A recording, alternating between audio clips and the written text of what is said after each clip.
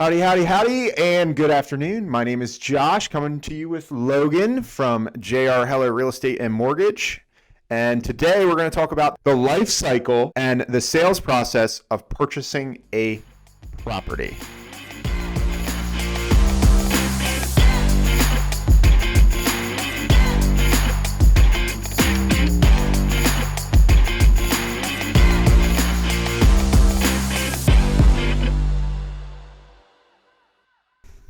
Yeah. Hey guys, what's going on? Logan here.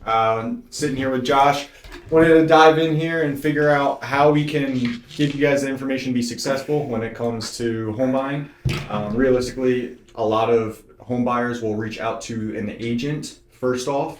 They usually give them a quick call. Hey, looking to start buying a house. And as anybody in the industry knows, you need to have some sort of proof of funds, pre-qualification, pre-approval to be able to get started in your market. So we always then guide them to a bank, a lender, or a mortgage broker.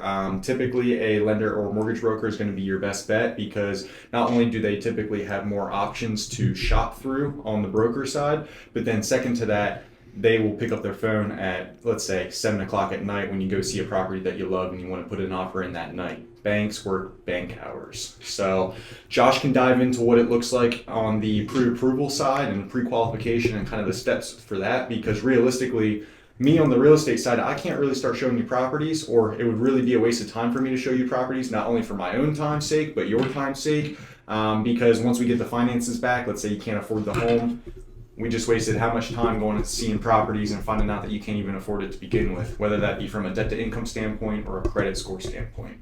So take it away, Josh. Yeah, correct. So I'll speak on that brief. The differences between, a mortgage broker and a lender or a retail bank. So a lot of people think that because mortgage brokers are middlemen and we don't work directly for the bank, that we're somehow going to cost them money, or that it's not as good as going direct to a bank because it'll cost more.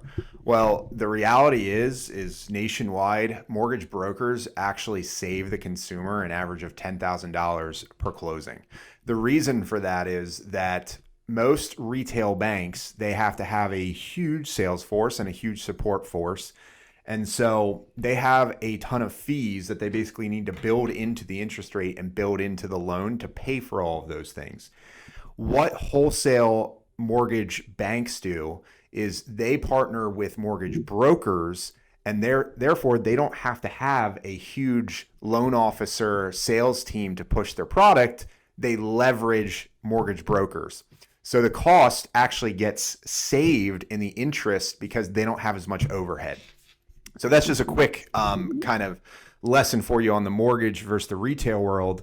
The other side of it is that we work with a number of different lenders, which means even if you don't fit in the traditional Wells Fargo box of a 740 credit score and needing to put 10,000 down or 10% down or whatever their guidelines are, we work with banks that accept all the way down to a 500 FICO on a manual underwrite. That is something that a Wells Fargo or a retail bank will never do. So we are actually able to shop all of these different lenders that we work with and put you in the best product for where you're financially at.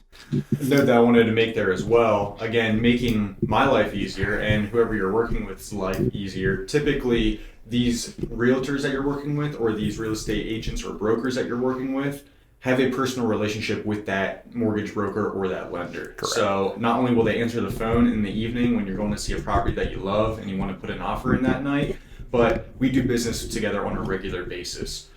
So there's that rapport built, you know how everything works, and you know that it's going to get done smoothly and efficiently. And for us, even going further on that, Logan, for us in particular, because we are a mortgage and real estate brokerage, we're actually able to keep everything in-house, and that makes the process even easier because everybody is within one central location, one business, and we all know what's going on, and it makes the process very smooth and easy. By no means do you need to use us both for both services if you choose not to, but we prefer it, and I think you would understand why, because it makes the process a whole lot smoother, right? So Okay, so what happens is you come to me after Logan. I'll shuffle you along to Josh. I'll Yep. give him the handoff because realistically, I can't do anything until you're pre-qualified. I can get you Correct. set up with a search on the MLS and kind of start showing you properties online. But until we go out shopping, it isn't advantageous for either of us until you are at bare minimum pre-qualified, or if you're a cash buyer, you have some proof of funds. And again, just wanted to throw that disclosure out. I don't always hand off just to Josh. I work with several different local lenders. I do prefer to work with local lenders though, rather than a large bank. But again, we do love keeping everything in house. It just makes the process that much easier. Yep. So once you come to me, what we do is we basically take a look at your whole financial situation and what you're looking to accomplish, right? The home buying process is different for everybody in the regards that everyone is in a different spot financially, credit score wise, what they're looking for, length, term, everything, right? So one box does not fit everyone. There are circumstances where an adjustable rate mortgage actually might make more sense for you than a fixed traditional. And that all comes down to the borrower and the positioning, right? So what we do is we will gather all that information. We'll have you fill out a loan application. That allows us to be able to pull your credit scores, your 3 FICO scores. It allows us to then see where your income to debt ratio looks like. And basically, we will take all that information and work up to get you a pre-qualification. And once you are pre-qualified, we'll be able to tell you exactly what your rate looks like, what your down payment would look like, what your mortgage payment monthly looks like, and we'll suggest the best loan product for you at that time. And a quick note here, again, going back to the real estate side of things, even though you may be pre-approved or pre-qualified for, let's say, a $350,000 house, that may not be within your means on what you're looking to budget on a monthly scale, unless you have more money to put down to make your payment lower, and get rid of potentially mortgage insurance depending upon what product you're going with. So realistically, you don't always want to go with your max pre-approval, because it might put you into a bind financially. That's why whenever I'm working with any of my buyer clients, I want to make sure that they know the numbers up front on any properties that we're thinking about going to see. Because again, with the time saving, neither of us want to waste our time going to see a property and then find out after the fact, oh yeah, I really like it. Let's run the numbers on that. What am I looking at on a monthly and what am I looking at out of pocket? And well, that's way beyond your means and not something that you're looking to do. We want to make sure that you know what you're doing up front and you have the sheet to look at and be comfortable with. Well, and I will say most times we basically build the loan around what your desired monthly payment looks like, not what you're fully qualified for. Because most people, when they're filling out the loan application, they have an idea of where they want to be monthly. And so a lot of times, in fact, people's debt to income is around a 34% with where they want to be on a monthly payment. But in reality, we could stretch them up to a 43% on a max pre-approval. So we kind of usually work backwards from where somebody is capable of to where they actually want to be monthly. And I think that makes a lot of sense. And that's actually my preferred range to get somebody a pre-approval. And I know the numbers, when I say debt to income, you're just taking your income and dividing it by your monthly expenses. Basically, it comes up with your debt to income. It's a ratio. Gross, not after taxes, gross. So typically what I see is we get somebody approved around a 34% debt to income. Obviously, like I said, most loan programs we can push you up to a 43. That's like kind of the max. And some programs you can even go up to a 50, but that's not suggestible. That means that 50% of your income before taxes is going towards a mortgage payment. And that's what we call house poor. So I would definitely not advise that. Anyhow. Do you want to touch on the difference between W-2 employees and self-employed and business owners? Yeah, sure. So there's a different set of documents and needs, conditions that'll need to be met if you are a W-2 versus a self-employed 1099 contractor, basically, or business owner. And the differences are, if you are a W-2 employee, we need at least 2 years work history. It does not mean you need to be at the same job for 2 years. It means you need to have been in the same industry for at least 2 years for us to be able to count that income towards your debt to income. So what that looks like is we just need a set of W-2s. We'll ask for 2 years tax returns. The tax returns don't matter as much if they differ in income as much as your W-2s look like, right? Okay. And that you have steady income. And the differences then again, too, are even if you're a W-2, but a lot of your income is derived from commissions and not from regular hourly salary, that's going to change how we can calculate your income as well.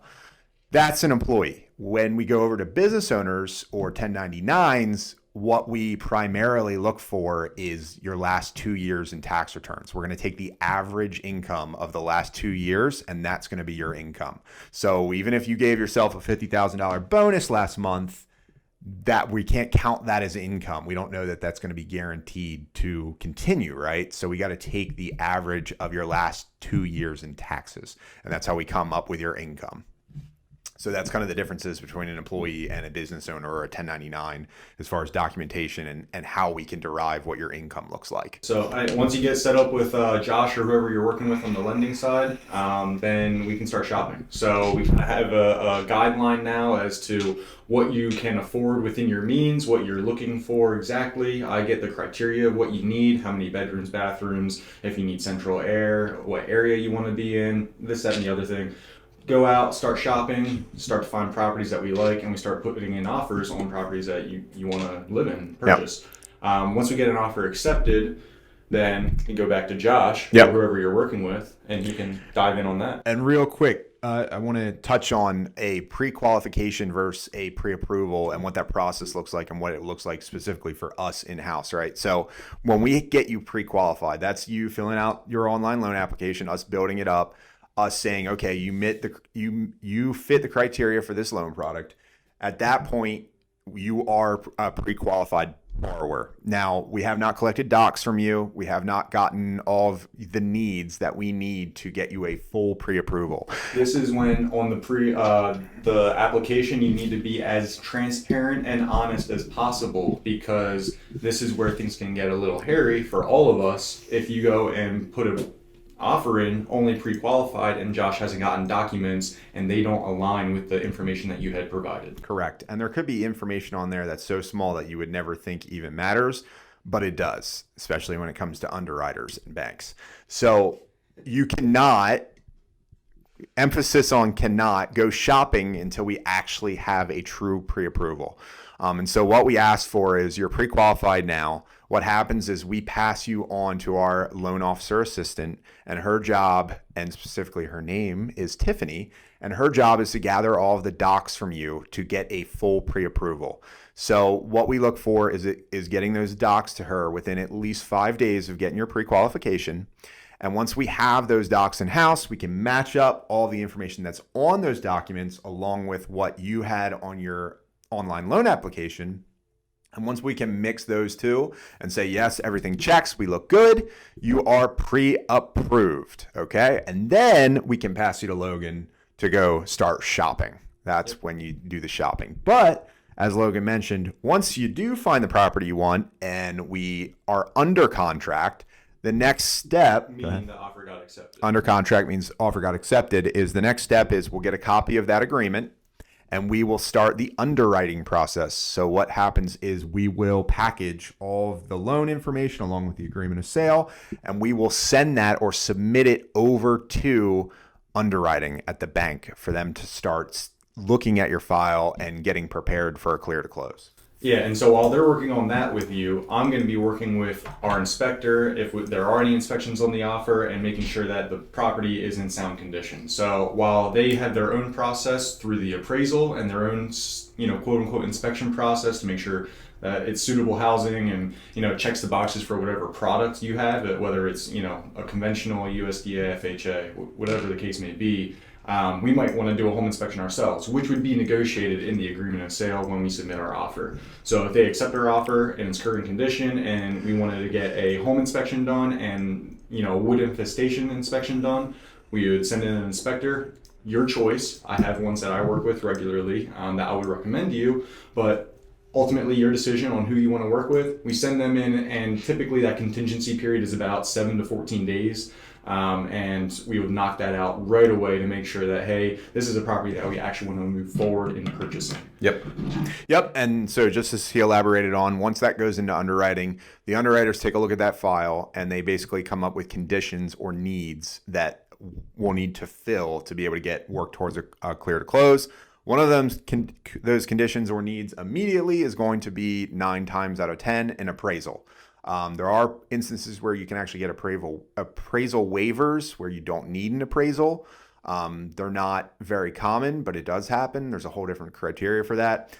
So most of the time, we're going to need an appraisal from the bank, and basically you will pay for that up front. That's going to be your only cost up front other than your deposit and your inspection fees if you so decide to get an inspection. But an appraisal. So you'll pay for the appraisal, and basically the bank will set a appraiser to go out to the property, take a look at it, and make sure that the value is in line with the purchase price. Yeah, you made a good point there. I did not mention that there is typically an earnest money deposit, basically saying that you're ready, willing, and able to move forward in the process, and yet you are planning on purchasing this property. Now, obviously, things come up with inspections or maybe throughout the loan process that would prevent you from purchasing that property. But that good faith deposit or that earnest money deposit is to say, hey, I am secure and I am looking forward to moving forward and purchasing this property. That can ranges in, that again, that's negotiated with the agreement of sale. It can go anywhere from, $50 all the way up to, 10,000+. And super good point in there with your agreement of sales. There's a couple of things when you're getting a loan that you absolutely must have in contingencies on that agreement. One of which being a mortgage contingency. You want to make sure that you're not going to be held liable to try and purchase the property if for whatever reason during underwriting something pops up and we have to issue a denial. You don't want to be on the hook or not be able to get your earnest money back because you didn't have a mortgage contingency clause on the agreement of sale. And Logan knows all that good stuff, and any good realtor would know that stuff. The other one being an appraisal contingency, right? Because again, the bank is going to require the appraisal contingency. There's ways to get out of that if you don't have that on there. Because basically, if you're unable to get an appraisal, then you're unable to get the loan, and then obviously that kicks the mortgage clause in. So, correct. Technically, you could get out of it, but it's always a good idea to have that appraisal contingency as well, right? And to touch on the appraisal, if you're a cash buyer, you don't need to get an appraisal done, but it's still recommended. Correct. Yeah. Obviously that appraisal is there to really. It protects the bank and it protects you, right? The bank's not going to loan you money on a property that isn't valued at what the purchase price is. They need to secure their investment. Correct. Realistically, you are an investment to them. They're giving you money and getting a return on whatever your interest rate is, whether it's adjustable or fixed. Yes, correct. So that's what that process looks like. And then basically once we get the appraisal back and once we get all of the needs or conditions fulfilled, and during this process too, I should mention, basically once we have the needs list from underwriting, our loan processor will be reaching out and basically telling you and updating you where we are in the loan process, when the appraisal has been ordered, when it's due back, any of those conditions or documents that she requires during underwriting, she'll reach out. So she'll be working with you alongside that. But once we have all of those conditions met, appraisal's back, appraisal number looks good, inspections look good, you've done all your negotiations, then we can issue a clear to close.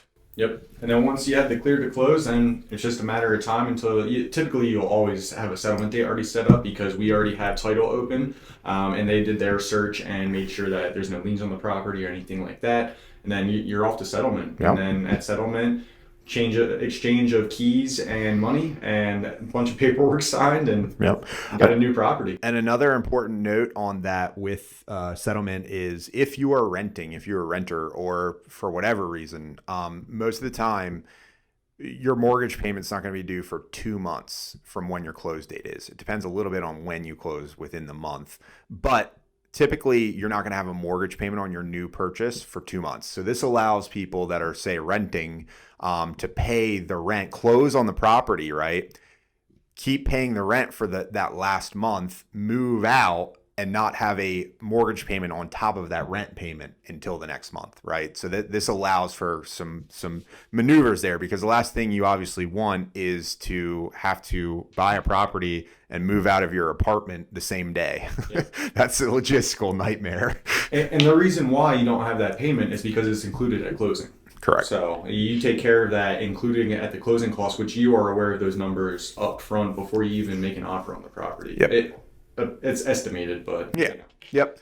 Yeah. And so, yeah, that's basically the life cycle of purchasing a property. There's lots of minute details in there, but that's the overall kind of 360-foot view of purchasing a property. Yeah. I mean, the most important part really is just finding a good professional that you trust and working with them, and then they'll guide you along the way. So that's typically why a lot of consumers will reach out to a realtor or a real estate broker first, because they don't really know what they don't know. And then it's our job to kind of guide you through the process. And, we have the connections with the lenders and the mortgage brokers, and making sure that you're set up for success. Absolutely. And another thing that I talk to a lot of my clients about, and I've alluded to this in other videos, you want to make sure that you start the process sooner than later. Last thing you want to do is say, I'm saving up until I have, X amount in the bank, whatever amount it is, and you finally hit that number, and then you find out, well, your debt to income is out of whack, or your credit isn't where it needs to be. Yep. I mean, if you're thinking about buying a property in the next, I would say even maybe 2 years,